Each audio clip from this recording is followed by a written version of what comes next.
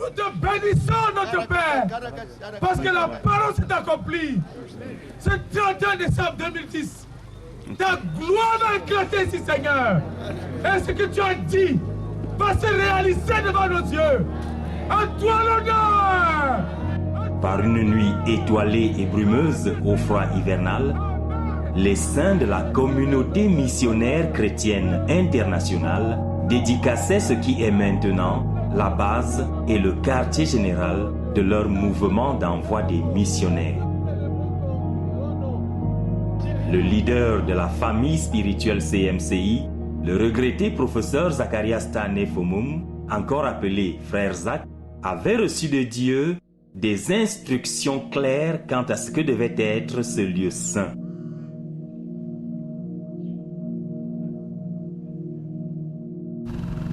Les disciples et compagnons de ministère du Frère Zach, dans un élan de foi, sont descendus sur ce territoire situé à l'est Cameroun, en un lieu dénommé Koumé, à l'entrée de la ville de Bertoua.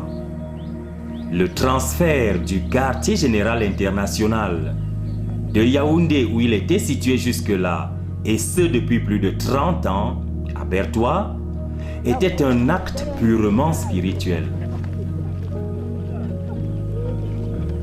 La foi exigeait que ce groupe d'hommes et de femmes, déterminés à voir les promesses de Dieu attachées à notre ministère s'accomplir, descendent sur cette terre plutôt vierge. En effet, le site du quartier général n'était alors qu'une étendue de forêt et de savane, avec en tout 2 maisonnettes pouvant servir de logement. C'est ainsi que la vie débuta au quartier général à Koumé.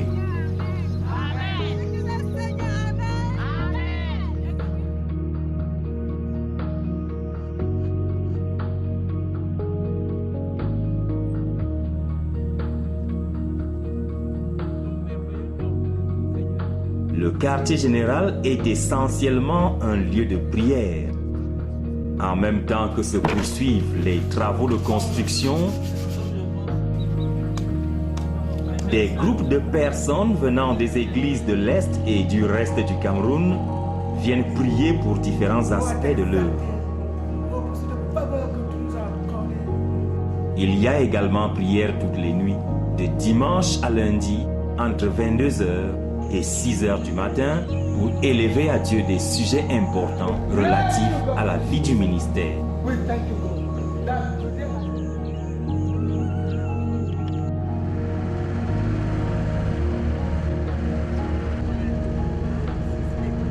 Le besoin urgent d'apporter l'évangile à un monde perdu et mourant et de faire 1 milliard de disciples du Seigneur Jésus-Christ demeure l'objectif principal de la CMCI.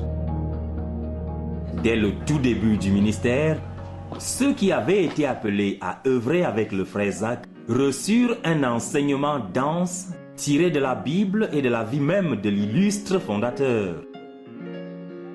Voilà donc un ministère né dans un pays appartenant à ce qu'on appelle péjorativement tiers-monde et qui pourtant commence à envoyer des missionnaires au reste du globe. Le Frère Zach, biochimiste camerounais et par ailleurs professeur d'université de rang magistral, était un père de missionnaires. C'était un homme totalement absorbé par le fardeau de gagner les perdus à Christ. Et ce fardeau a conduit aujourd'hui à l'éclosion d'un ministère qui, appuyé sur Dieu, reçoit des ouvriers pour la moisson dans plus de 70 nations en tant que missionnaires nationaux et internationaux. Le fonctionnement harmonieux de cette entreprise missionnaire exige la formation constante de nouveaux ouvriers à envoyer dans les nations et le recyclage continuel des missionnaires déjà actifs. Le frère Théodore Andossé, missionnaire et fils spirituel du frère Zach, est devenu leader de l'œuvre en 2009, après que le professeur Fomum s'en soit allé pour être avec le Seigneur. Le nouveau leader commence alors à travailler pour ramener les saints à la vision que le frère Zach avait reçue de Dieu. Il dirige et vit avec le fardeau constant d'intégrer de nouveaux ouvriers à l'œuvre, ce qui l'amènera à enseigner intensément sur la vision entre 2009 et 2015. Il n'était pas seulement engagé à susciter de nouveaux ouvriers, il voulait aussi équiper ces jeunes serviteurs de Dieu et les préparer à assumer de lourdes responsabilités. Ainsi, plus de 100 sessions de formation ont été tenues au quartier général depuis 2010 à l'intention des missionnaires nationaux, des dirigeants d'église, des ministres de prière, des étudiants d'université, des candidats missionnaires, etc.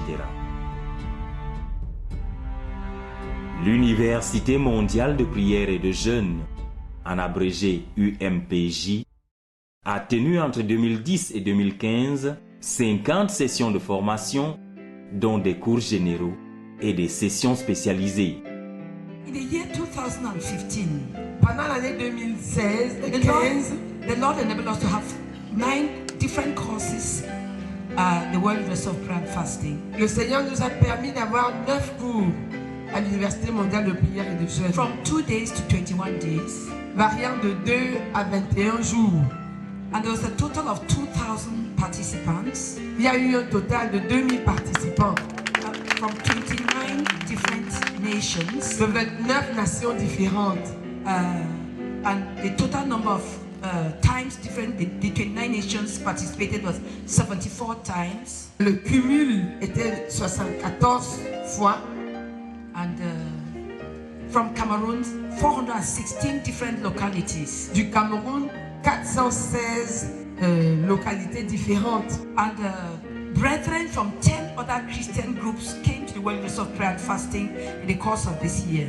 Les frères de 10 groupes autres que notre communauté ont participé au cours de l'UMP, au cours au pluriel de l'UMPJ cette année.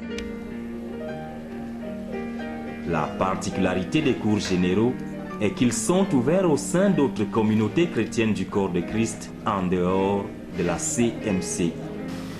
We want to give value to spiritual issues. Nous voulons donner de la valeur aux choses spirituelles. There'll be degrees for the number of times you've read through your Bible. Il y aura des diplômes octroyés pour le nombre de fois où tu as déjà lu la Bible en entier. And with each reading, there should be something specific that transpires between God and you.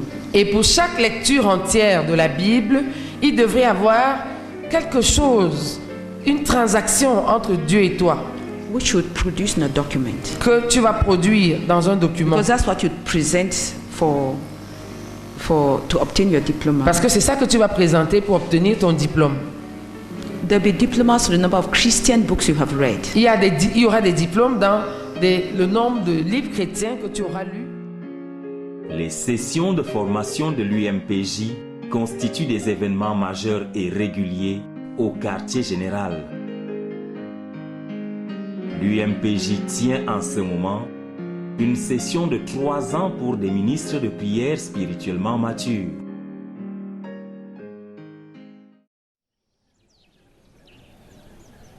L'école de la connaissance et du service de Dieu est un autre mastodonte du quartier général dans le domaine de la formation. C'est le département chargé de la formation des missionnaires nationaux et internationaux. L'école a connu le 9 octobre 2015, et ce pour la première fois, la sortie solennelle d'une session de 3 ans, c'est-à-dire une promotion dont la formation a duré 3 années académiques. Nous avons achevé cette session et fait le posting définitif.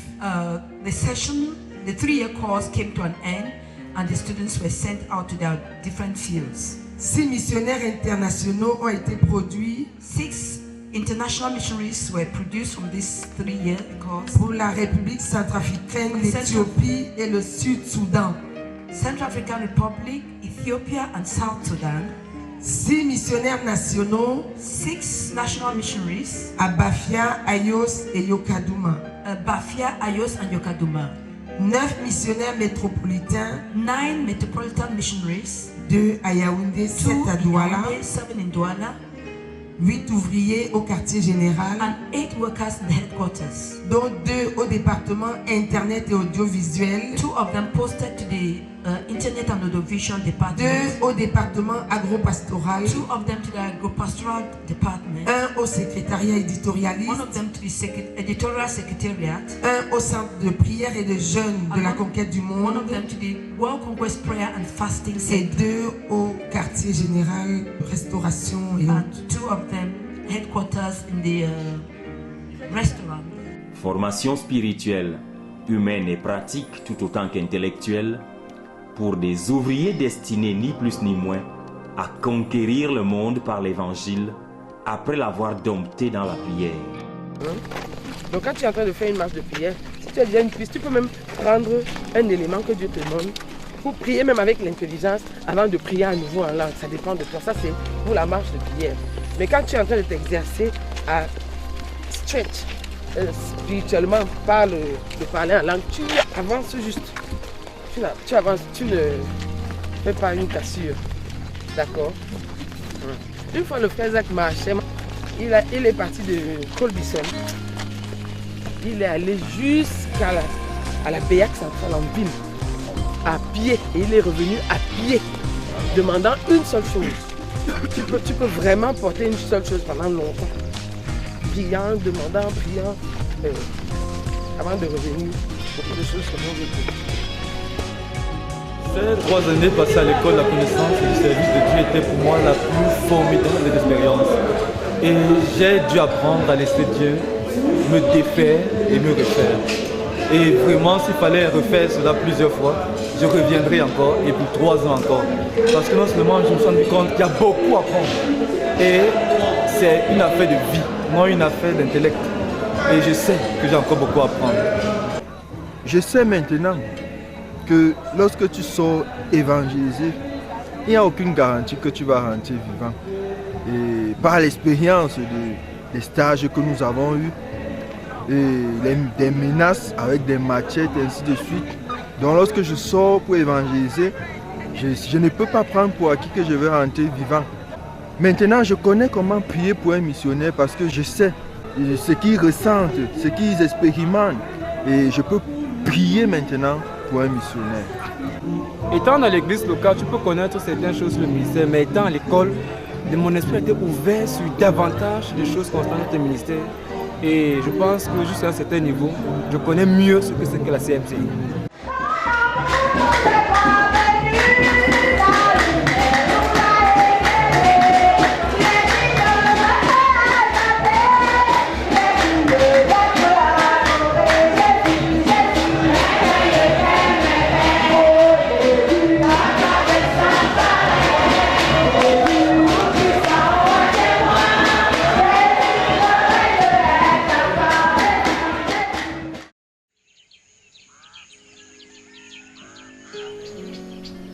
On ne peut trop insister sur le besoin de prière. C'est la priorité numéro 1. Le frère Zach était un homme de prière. Il a une production littéraire suffisamment abondante et profonde là-dessus. Il disait sans cesse à ses comministres de faire de la prière la priorité parce qu'aucune œuvre spirituelle ne peut être accomplie par l'homme sans que celui-ci ne développe avec Dieu une relation profonde. Depuis 1975 déjà, il conduisait les saints à prier fidèlement toutes les nuits. Le but majeur de cette prière continuelle étant qu'1 milliard d'âmes soient gagnées au Seigneur Jésus-Christ. Et les saints ont continué dans cet esprit jusqu'aujourd'hui. La prière ne s'est pas limitée aux séances de nuit. Partout où le ministère est représenté, aussi bien dans la nation camerounaise qu'à l'étranger, il existe des maisons mises à part pour la prière. Et la figure de proue dans cette catégorie demeure le centre de prière et de jeûne pour la conquête du monde. Au moment où le quartier général descendait à Berthois, la structure devant héberger le centre de prière n'avait pas encore été bâtie. Une maison d'emprunt était prise en location en ville pendant qu'on préparait la construction d'un bâtiment adéquat à Koumé, au quartier général à proprement parler. Ce qui fut fait. Et le 24 février 2014, c'était la dédicace dans la joie et la gratitude des nombreux frères et sœurs qui priaient et languissaient de voir fonctionner à Koumé cette structure unique en son genre.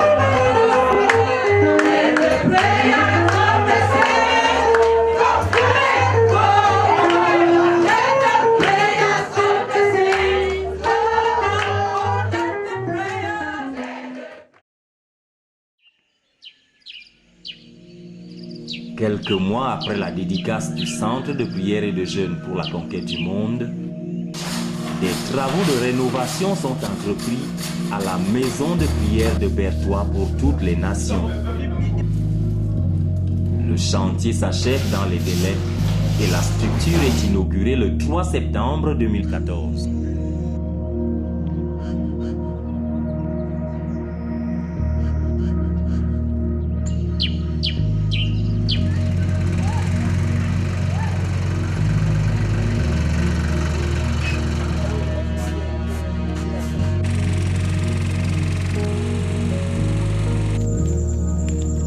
Le quartier général a poursuivi son développement spirituel et infrastructurel dans divers domaines d'activité, dont celui de la formation intellectuelle, avec notamment l'école primaire Zeti.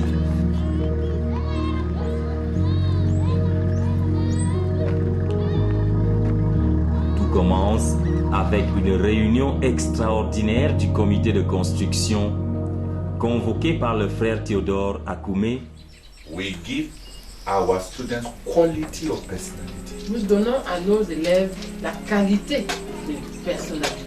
By molding their thoughts. En moulant leurs pensées. And we also give them direction in life. Et nous leur donnons aussi la direction dans la vie. By offering them en leur offrant un modèle. It will be an automatic thing for them to have a lesson on ZTF. Ce sera pour eux, ce sera une chose automatique que les élèves aient une leçon sur ZTF. Because you cannot belong to a foundation without knowing even what the name means and why it was chosen. Parce qu'on ne peut pas appartenir à une fondation sans connaître la signification du nom et pourquoi il a été choisi. And if we produce children, et si nous produisons des enfants, mold children, des enfants façonnés, to be noble, qui seront nobles, and to have God, et qui auront Dieu, because they know whom to follow, parce qu'ils savent qui suivre, would have offered something to the domain of education that the nation can do. Nous aurons offert au domaine de l'éducation quelque chose que la nation ne peut pas donner. Après cette réunion avec le frère Théodore, le comité se mit aussitôt au travail.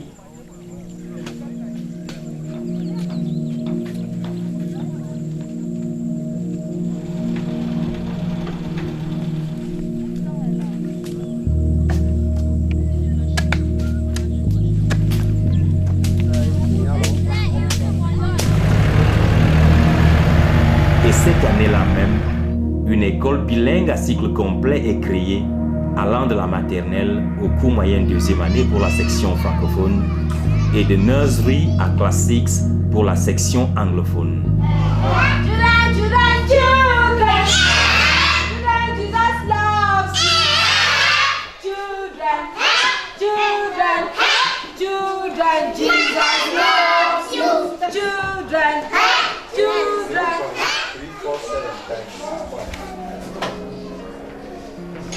Le premier jour des classes, nous étions 17. Toute l'école, et la session anglophone, la session francophone, le primaire et la maternelle, nous étions 17. Et avant la fin de l'année, le total de nos effectifs s'élevait à 33 élèves. la première année. Donc nous étions 33 élèves. Aujourd'hui, l'année scolaire 2015-2016, nous avons un effectif de 229 élèves.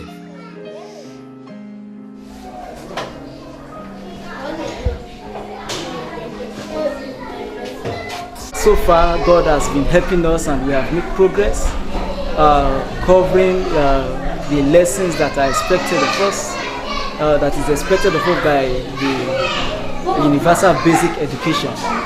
So we are making progress. Nous avons été appelés ici à servir le Seigneur, donc c'est notre tâche assignée et nous mettons Dieu avant toute chose. La différence c'est que nous sommes premièrement des chrétiens. Nous donnons nos connaissances à ces enfants et nous les amenons aussi à connaître Dieu. Et il y a des fois que nous utilisons quelques minutes pour les parler du Seigneur. La procédure pour l'ouverture du collège est en cours. Mais nous espérons également que par la grâce de Dieu et vu même la sollicitation des parents qui voudraient que leurs élèves continuent dans notre collège, et par la grâce de Dieu, l'année prochaine, d'ici la rentrée prochaine, les portes du collège pourront s'ouvrir. Le groupe scolaire bilingue privé laïque Zacharias Tanefomum a beaucoup gagné aujourd'hui en effectifs et en réputation. On s'en rendra compte le 20 mai 2015 lorsque, à l'occasion de la célébration de la fête nationale de l'unité, notre école recevra le 2e prix de la meilleure présentation à Berthois.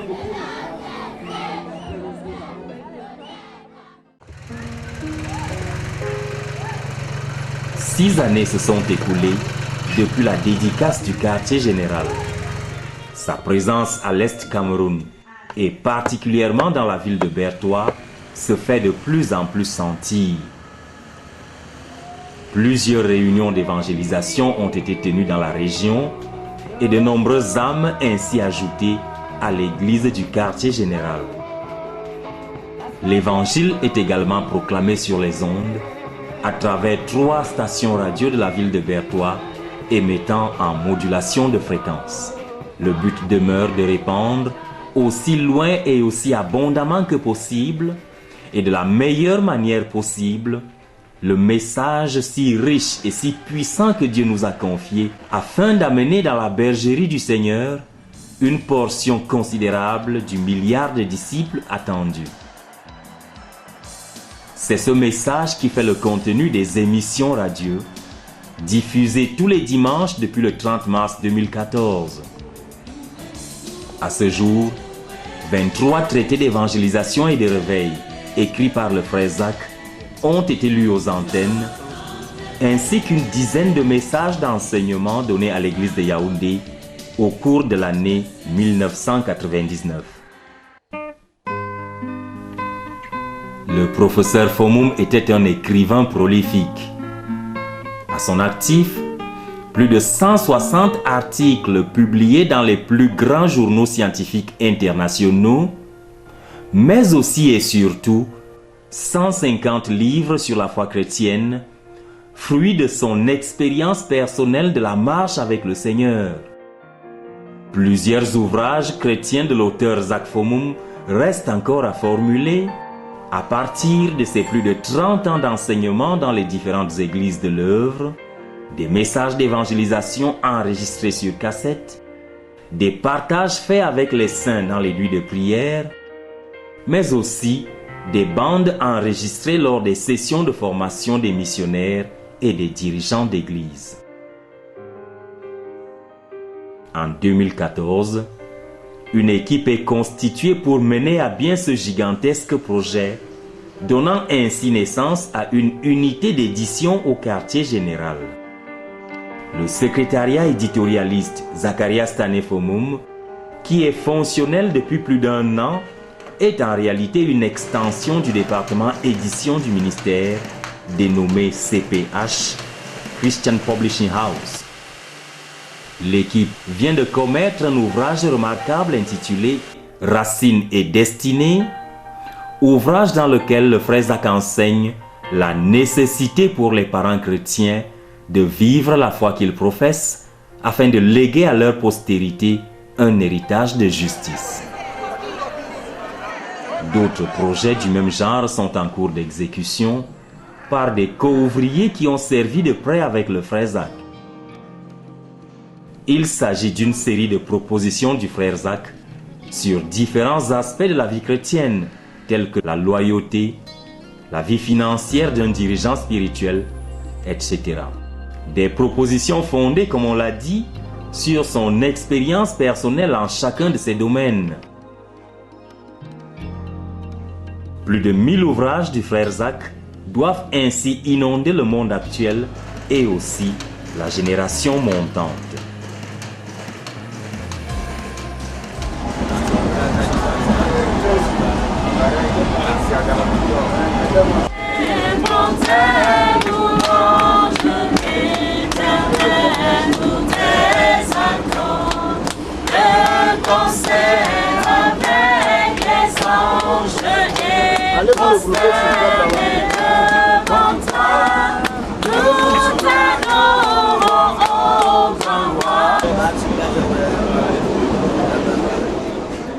Au fil des années d'existence du ministère, les jeunes ont régulièrement été rassemblés dans différentes localités du Cameroun pour impartition.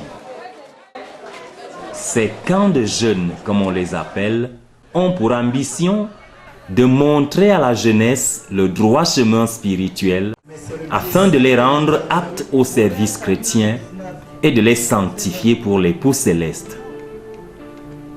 Quand le frère Théodore Andossé est devenu leader de l'œuvre, il a commencé à enseigner en détail et à mettre l'accent sur la nécessité de se préparer pour l'appel de Dieu dans sa vie.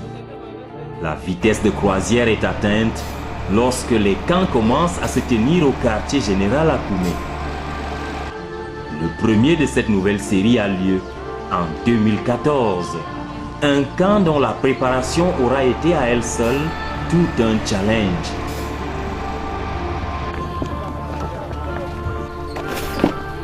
Le camp de 2015 connaîtra encore plus d'éclat, plus de grandeur, plus de gloire. Tenu en période de vacances, au mois d'août, il rassemblera des jeunes et des adultes de différentes régions du monde pour une série d'enseignements denses portant sur la préparation à l'appel de Dieu. En fait, on est même passé de la préparation à la gestion concrète de l'appel. Plusieurs missionnaires et délégations étrangères présentent à cette occasion leur rapport d'activité. D'autres exercices ont lieu dans les camps de jeunes. Du sport, des projections vidéo, de la musique et du théâtre. À coup sûr, les jeunes gens reçoivent dans les camps beaucoup plus que les lignes de conduite morale et spirituelle tracées par l'enseignement magistral. De plus, d'autres grands dirigeants de l'œuvre travaillent aux côtés du frère Théodore pour enrichir la formation et concrétiser la notion de corps de ministère, si nécessaire à la bonne gestion d'un troupeau aussi nombreux et aussi jeune. Les camps se déroulent habituellement dans une ambiance joyeuse. Mais il y a des sessions sérieuses d'études bibliques minutieuses et des moments graves de repentance profonde, souvent suivis d'instants solennels au cours desquels on se réengage personnellement au Seigneur et à son service. C'est là l'un des gains spirituels les plus irremplaçables des camps de jeunes.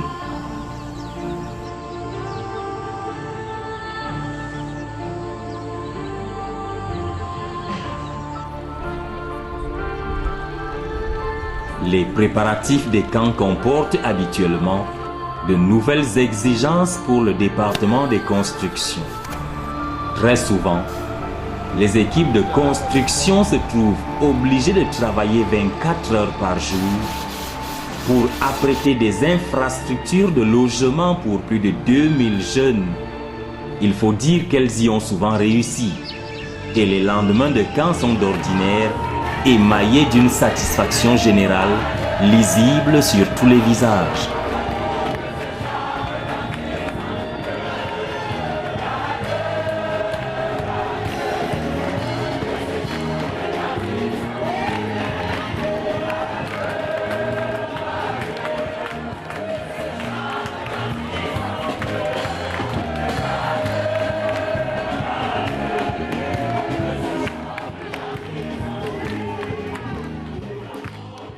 Les constructions au quartier général se poursuivent.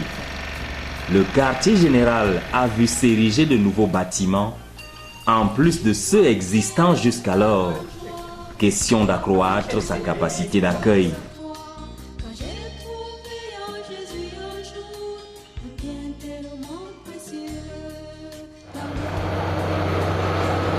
L'une des grandes réalisations est la création d'un réseau routier en circuit interne.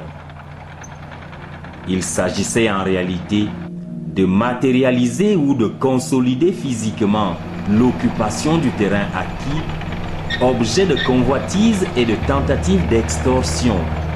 Il aura fallu à la fois la sagesse du leader et une bonne dose de fermeté et de ténacité de la part du département des affaires juridiques pour venir à bout de la situation, non sans y laisser des plumes. Mais au-delà des remous de surface, le Seigneur aura été bon. Premièrement, don d'un camion Mercedes de 10 roues à la grande surprise des frères. Deuxièmement, l'eau potable désormais disponible.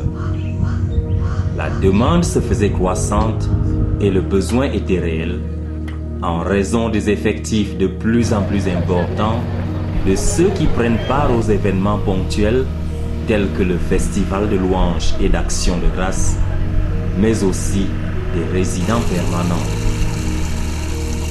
Dieu interviendra par un miracle de provision et un forage de plus de 60 mètres de profondeur est réalisé avec une capacité de 3 à 4 mètres cubes d'eau par heure. En passant, notons qu'un château d'eau a été construit et le système de distribution totalement reconfiguré. Troisièmement, ouverture de la Hope Clinic de Koumé. L'une des grandes bénédictions de l'année pour les résidents de Koumé et des environs reste sans conteste l'ouverture de la Hope Clinic en août 2015. Hope Medical Clinic Koumé a été témoin des œuvres de Dieu, des bontés de l'Éternel. Déjà, Hope Clinic a été ouvert solennellement le 27 juillet 2015 par une campagne de 7 jours.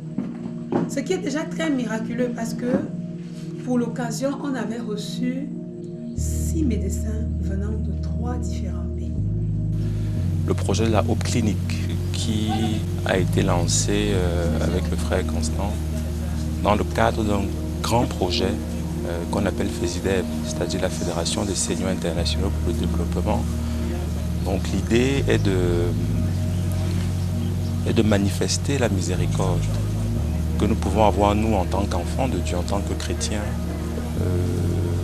aux personnes qui déjà n'ont pas le Seigneur, de savoir, de pouvoir leur apporter ce que nous avons appris à l'école. Moi, dans mon cas, c'est la médecine.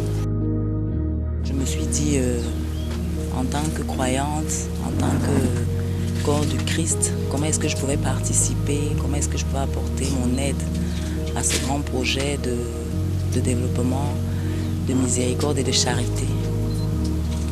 Donc là, j'ai accepté de mettre à contribution ce que j'ai appris à l'école, dont mes compétences, mon expertise dans le cadre de la médecine et de la santé publique.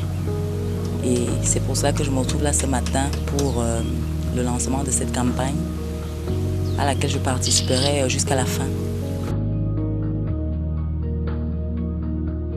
La Hope Clinic est une structure hospitalière qui se propose d'offrir une santé de qualité à l'homme dans sa totalité et sans discrimination aucune. La clinique sera dédicacée alors que les travaux de construction sont en cours. Mais depuis lors, des progrès remarquables ont été effectués et plusieurs personnes ont reçu la guérison au plan physique et spirituel. Nous sommes très reconnaissants pour le premier bébé qui est né dans ce bâtiment, la Hope Medical Clinic de Koumé. Je veux personnellement dire que c'est un miracle. Et nous nous réjouissons, le Seigneur a été très bon avec nous. Je me rappelle le cas d'un patient. C'est un voisin qui est venu se faire soigner ici. Après avoir été soigné les premiers jours, il m'a fait remarquer qu'il avait une assurance qui le ferait être pris en charge gratuitement dans un autre centre de la place. Je l'ai donc encouragé à aller se faire prendre en charge, lui et sa famille, dans ce centre. Mais il m'a dit qu'il n'irait pas, ni lui ni sa famille viendraient les faire soigner ici. Et il disait que c'est parce qu'il appréciait les soins et il appréciait le cadre. Le cadre n'est pas achevé. Je pense que ce qu'il appréciait, c'est le fait d'avoir la présence de Dieu. Parce que dans ce cadre-ci, il ne peut pas apprécier un cadre inachevé. C'est plutôt le Seigneur qu'il a certainement dû ressentir. La faveur que le Seigneur nous a accordée de soigner plusieurs de ses enfants nous a amenés à avoir le privilège d'être entre ses mains. Et plusieurs sont arrivés avec des cas plus ou moins graves que le Seigneur nous a accordé la faveur de régler. Quatrièmement, décollage du département agro-pastoral. Le quartier général deviendra une grande ville abritant une importante population de résidents et d'ouvriers dont l'impact devra être ressenti dans le reste de la nation. Il faudra pour cela qu'il fonctionne en système économique autonome avec notamment un pôle de production alimentaire autogénéré et auto-entretenu. Des mesures ont déjà été prises dans ce sens. Le département agro-pastoral a deux volets.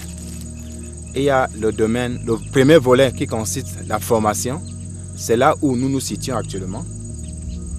Et le deuxième volet qui constitue la production.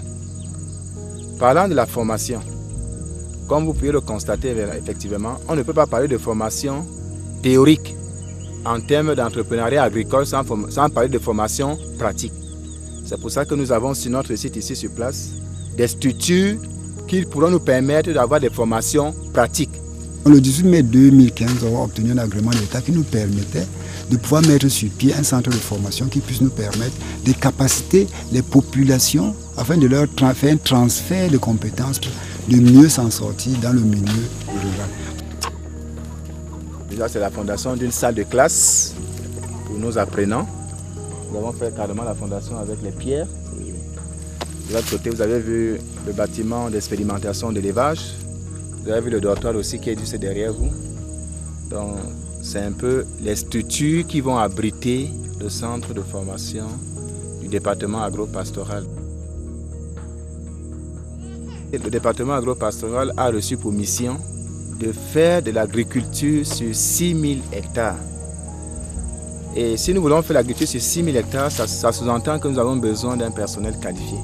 Et si nous faisons un personnel qualifié, nous avons pensé qu'un centre de formation sera le cheval de bataille pour avoir des ressources disponibles et qualifiées pour nous aider maintenant dans l'exécution de tous nos autres projets sur les 6000 hectares. La portion qui a déjà été allouée pour le département agro-pastoral, c'est les premiers 1000 hectares pour nous installer et nous développer maintenant et par la grâce de Dieu continuer dans l'acquisition des 6000 hectares de terrain qui nous restent à acquérir. Nous aurons des unités de production d'élevage.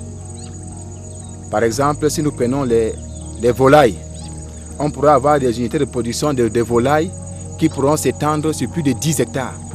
On pourra avoir des unités d'élevage des mammifères qui pourront s'étendre sur 10 hectares.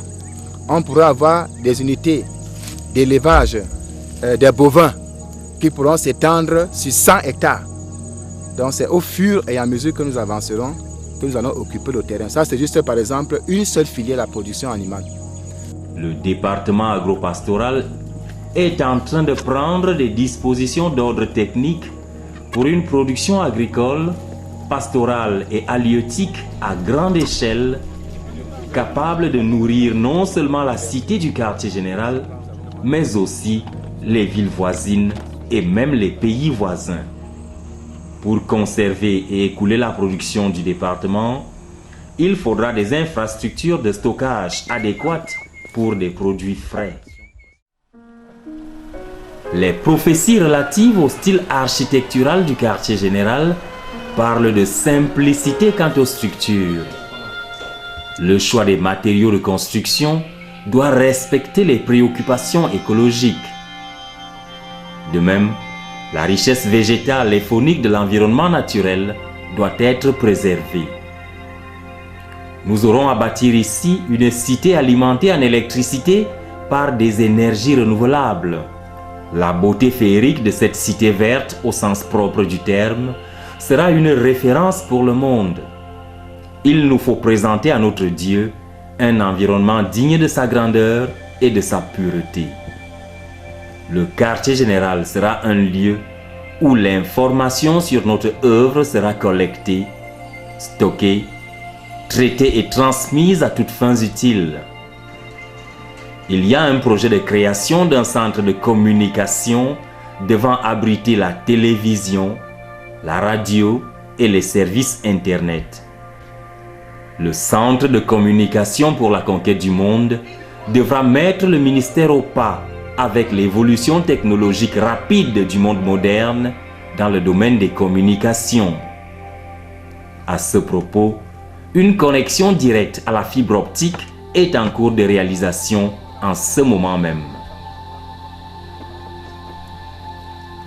Dieu nous a donné le quartier général, lieu de son abondance, lieu de sa présence. Le quartier général ne sera pas seulement un lieu de prière, il sera aussi un lieu de louange et d'action de grâce. La louange s'élèvera d'ici à l'honneur du roi des rois et seigneur des seigneurs, notre Seigneur Jésus-Christ, qui est digne de toute louange. Il est envisagé la création d'un centre de louange et d'action de grâce où l'on formera de fins musiciens destinés à devenir des ministres de louange et d'adoration. Nous proclamons que Dieu sera loué au quartier général. Et nous proclamons que le quartier général sera un lieu de la présence tangible de Dieu. Et comme la Bible le dit dans Ésaïe au chapitre 11, verset 9b, la terre sera remplie de la connaissance de l'Éternel comme le fond de la mer par les eaux qui le couvrent.